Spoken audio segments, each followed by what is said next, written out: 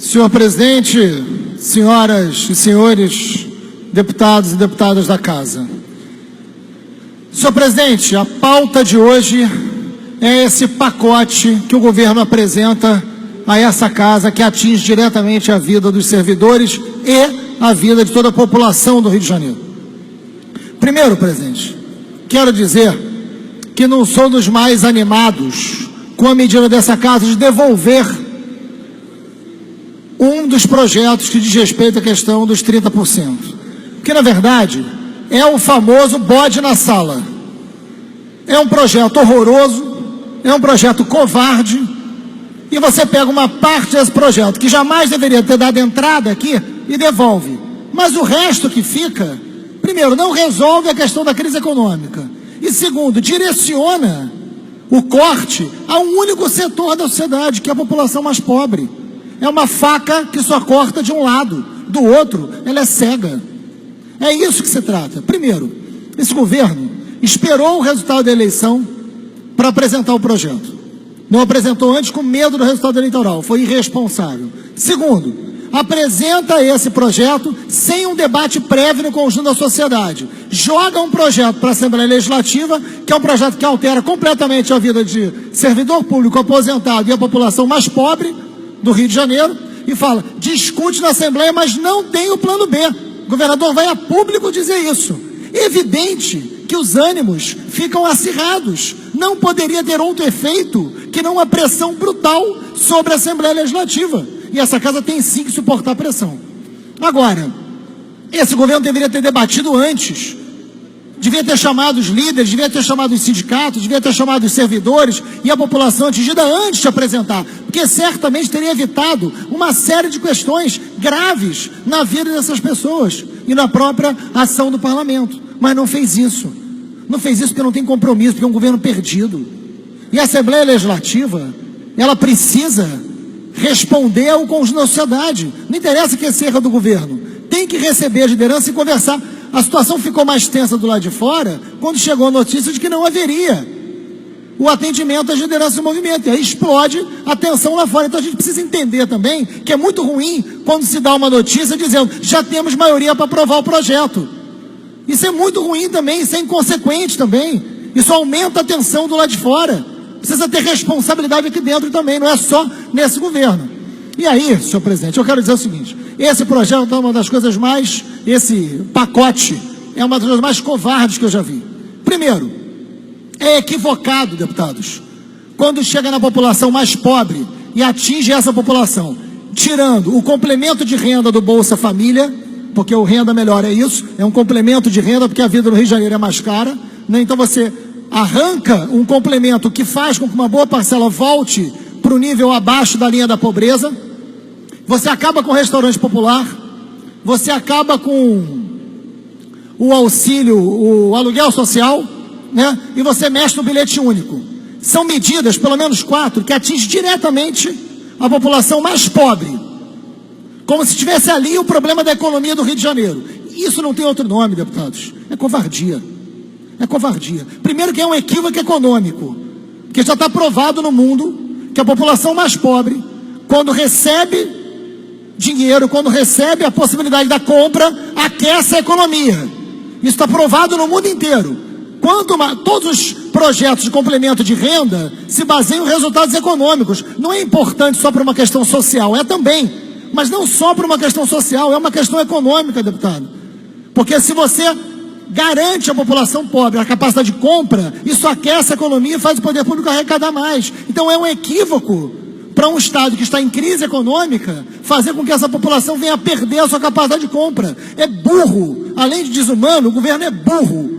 É disso que a gente está dizendo. Essa medida é uma medida equivocada, além de desumana, porque joga uma parcela enorme para baixo da linha da pobreza, sem nenhuma consequência. Qual é o valor que o Estado vai economizar com isso?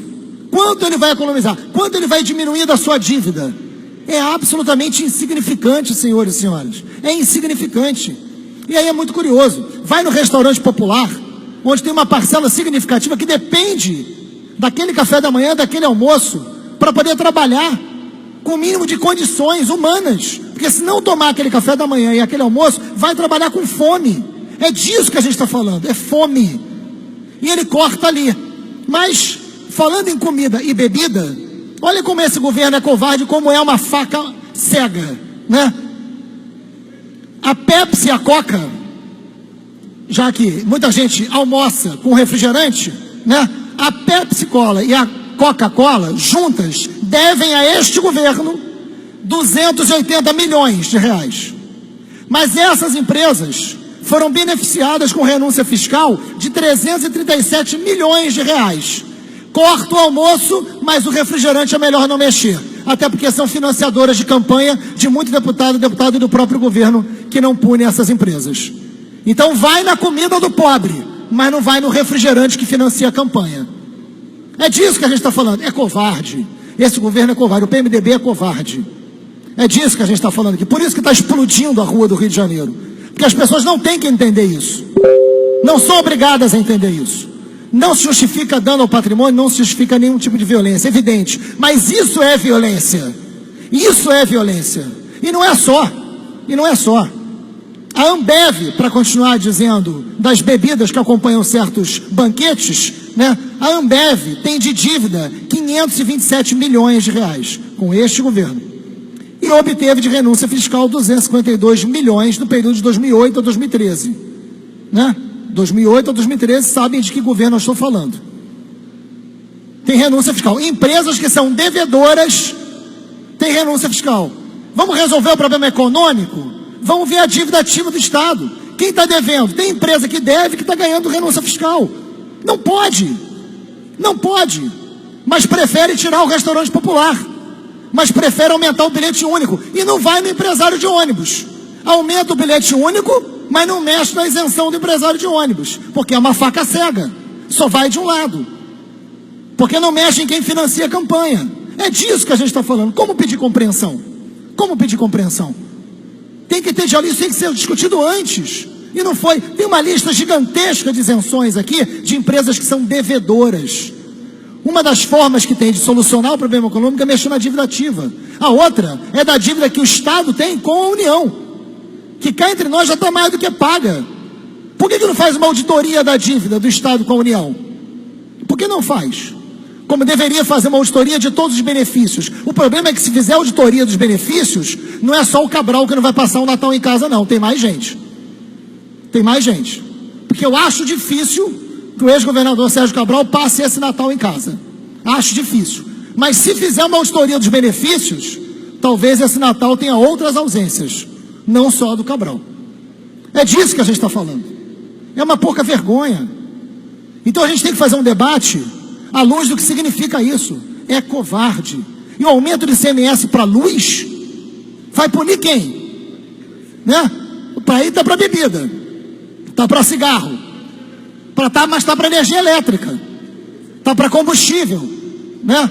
Vai atingir. É bom dizer isso, senhores, porque tem muita gente achando que esse debate é só com o servidor público. Não é. Vai atingir a população como um todo. E é covarde também a ideia de que joga o servidor público contra a população. Para poupar a população, pune o servidor. Não, vai punir todo mundo. E punindo o servidor, prejudica a qualidade do serviço público, o que a gente não admite também no Rio de Janeiro, né? Então tem muita coisa, para além do debate previdenciário, que em parte se resolve nessa casa. Mas nós perdemos 5 bilhões da Previdência. E eu estava aqui quando foi votado, em dezembro de 2013, a criação da Rio Oil Finance Trust. Foi votado aqui. E se não me engano, deputado Luiz Paulo, foram só 8 votos contrários. Eu vou pesquisar. Porque hoje, quem hoje está falando alto e grosso aqui, dizendo que é uma oposição responsável, ou que é base do governo, mas não concorda com esse governo, votou deputado, favorável. Vou concluir. Votou favorável. Por favor. Vou concluir. Votou favorável à criação dessa empresa, que é muito responsável pela precariedade e por tudo que a gente está vivendo hoje no Rio Previdência. É importante ter memória na hora de falar alto nesse microfone. A gente vai catar isso, a gente vai cobrar a coerência do parlamento e do governo. Agora, tem gente que não vai passar o Natal em casa. Vamos ver, falta pouco para chegar a dezembro. Obrigado. Próximo.